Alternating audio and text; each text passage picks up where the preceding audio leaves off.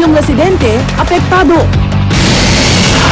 At American pop artist Katy Perry may sarili na ring perfume line. Huwag pahuli, tutok na sa unang balita. Magandang umaga, narito na mga unang balita.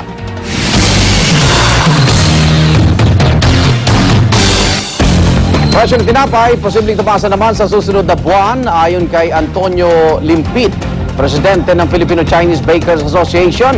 Apektado ang supply ng trigo dahil sa matinding pagbaha sa Australia. Maliban sa harina, tumaas din daw ang presyo ng iba pang sangkap ng tinapay. Ang tasty at pandesal ang maapektuhan ng bread price hike. Dagdag pasahe sa MRT at LRT hindi muna matutuloy sa unang araw ng Marso. Ayon sa Light Rail Transit Authority, hindi pa itataas ang pamasahe hanggat wala pang resulta ang ginawang public consultation. Pero paliwanag ng pamunuan ng MRT at LRT sa konsultasyon, kailangan ng itaas ang pamasahe dahil malaki na ang subsidiya ng gobyerno dito. Ang malilikom na pera sa fare hike ay gagamitin sa pagpapabuti ng serbisyo ng MRT at LRT. Samantala, dating AFP Chief of Staff Angelo Reyes at abogado ni si Attorney Bonifacio Alentahan, balak pong isight for contempt sa pagpapatuloy ng pagdinig ng Senate Blue Ribbon Committee ngayong araw. Inaasahang ihahain ito ni Senador Miriam Defensor Santiago, Francis Escudero, Antonio Trillanes IV at Jinggoy Estrada. Yan ay dahil sa patuloy daw na pag-iwas ni Reyes na sagutin ang katanungan sa umano'y irregularidad sa paghawak sa pondo ng AFP. Hindi naman makapaniwala si Alentahan na ipakokontempt sila ng mga senador na hiniling na nilang mag-inhibit.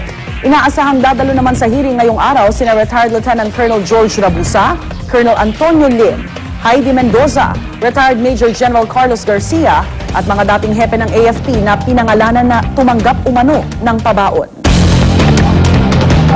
Dalawang matataas na opisyal ng PNP iimbestigahan kaugnay sa pagkakadawit umano ng kanilang pangalan sa Dominguez Carnapping Syndicate. Ayon kay PNP spokesperson Police Chief Superintendent Agrimero Cruz, hihingan po ng paliwanag sina Director Roberto Rosales at Superintendent Napoleon Cauyan. Ayon sa intelligence report ng AFP, tinukoy sina Rosales at Cauyan bilang protektor umano ng sindikato. Muli ring nanawagan si Cruz sa sinumang may impormasyon kaugnay sa mga sunod-sunod na carnapping incidents na makipagtulungan sa kanilang tanggapan. Tumawag lang po sa 0917-847-5757 o mag-text sa 2920. Handa naman sina Director Roberto Rosales at Superintendent Napoleon Cauyan na humarap sa anumang investigasyon. Kasabay nito ang kanilang pagtanggi na sangkot sila sa carnapping. Tumanggi namang magbigay ng pahayag ang AFP na siya umanong source ng intelligence report. Narito ang report ni Lia Manyala. Balak kasuhan ni Police Director Roberto Rosales ang mga taong nasa likod ng anyay mapanirang ulat laban sa kanya. Sa report ng Philippine Daily Inquirer na base umano sa isang intelligence report mula sa AFP, tinukoy si Rosales na protektor daw ng Dominguez Carnapping Group, ang grupong responsable umano sa pagpatay sa car traders na sina Vincent Evangelista at Emerson Lozano, pati sa driver nitong si Hernani Sensil. Si Rosales ang kasalukuyang hepe ng Directorate for Integrated Police Operations sa Northern Luzon. Ayon sa ulat, kasama rin daw ni Rosales si Superintendent Napoleon Cauyan na nasa floating status naman. Tumanggap umano ng payola at mga mamahaling sasakyan si Rosales mula sa mga carnapper. Paglilinaw ni Rosales, minsan lang niyang nakatrabaho si Cauyan. Pinangunahan daw niya ang isang raid sa Land Transportation Office sa Quezon City noong 2009 matapos ma-verify ang report ni Cauyan na may mga sangkot na tauhan ng LTO sa carnapping. Itinanggi nilang sangkot sila sa carnapping. This should be verified. Dahil anong nakataya? May service reputation, hindi lang yon. Personalidad ko, pati pamilya ko.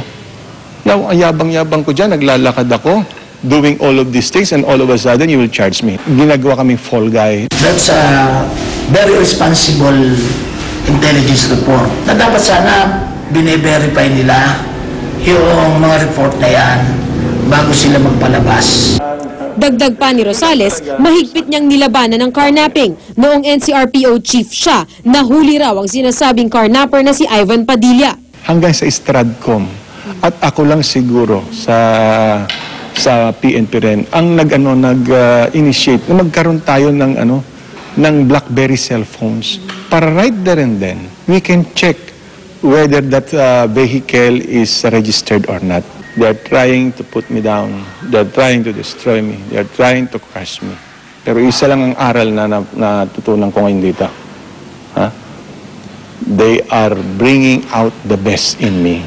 Dismayado si Rosales na nababahiran ang 33 taon niya sa serbisyo. Hamon niya sa mga gumawa ng intelligence report, ilabas ang detalye nito at humarap sa investigasyon. I welcome any investigation and also include the person who made the report. Sinubukan namin kunin ang pahayag ng AFP pero tumanggi itong magkomento. Para sa unang balita, Lia Manyalak reporting. Kaugnay po ng balitang yan, mausap natin si Superintendent Napoleon Cauyan. Superintendent Cauyan, good morning po. Magandang umaga po. Opo, kilala niyo ba itong Dominguez brother, si Raymond, na nakakulong ngayon, tsaka si Roger? Hindi ko po sila kilala. Sa television ko lang po sila nakikita. Pero, nung kayo nasa Traffic Management Office, wala ho ba impormasyon na naungkat itong dalawang ito sa iniimbestigang mga karnaper? Noong pong 2006, yun po ang huling assignment ko sa team, which is Highway Patrol Group right now. Opo. Hindi pa ho sila nag-i-exist sa larangan ng karnating. 2006. Opo. Kailan ho ba itong Dominguez Carnapping Syndicate na ito? Siguro mga later part lang ho yan ng 2007 siguro. Sana ho kayo noon na Superintendent Cauyan? Ay ako po floating na simula pa 2006 hanggang sa ngayon po. Opo, ano pong dahilan bakit kayo naka-floating status po? Kasi po, nung ako po nasa Central Luzon, naka-card po ko yung karnating doon at marami po akong accomplishment doon at may mga encuentro po ako sa karnator at sa hijacker. Opo.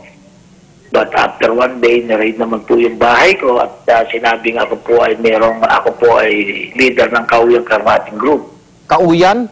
Opo. Talagang pangalan nyo na mismo, ha? Opo, ginawan po nila ako ng istorya. So, Sino po nag-grade sa inyo?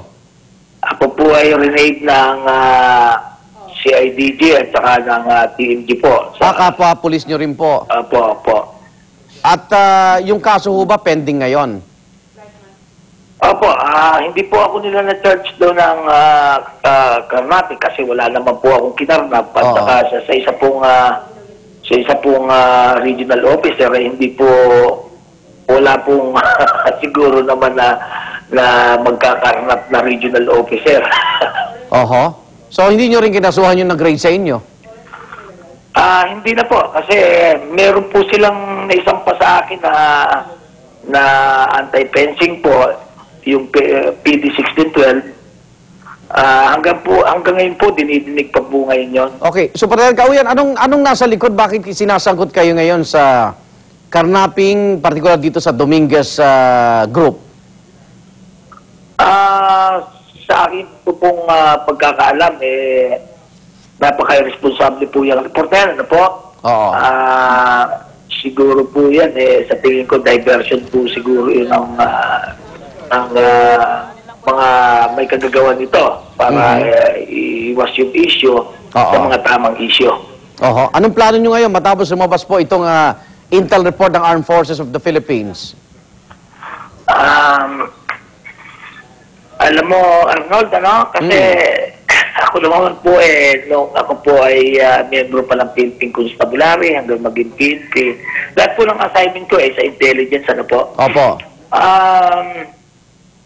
Dapat po sana naman, lalo na po yung AEP, napakagaling po niyan sa sa intelligence, ano? Oo. Kasi sila po yung sa national security, yan po ang kanilang ulti, ano? Para yung ikaw lang seguridad ng bansa, para sa paniniktik, ano po? Oho. Ang pinagtataka ko, bakit ganun po kababaw?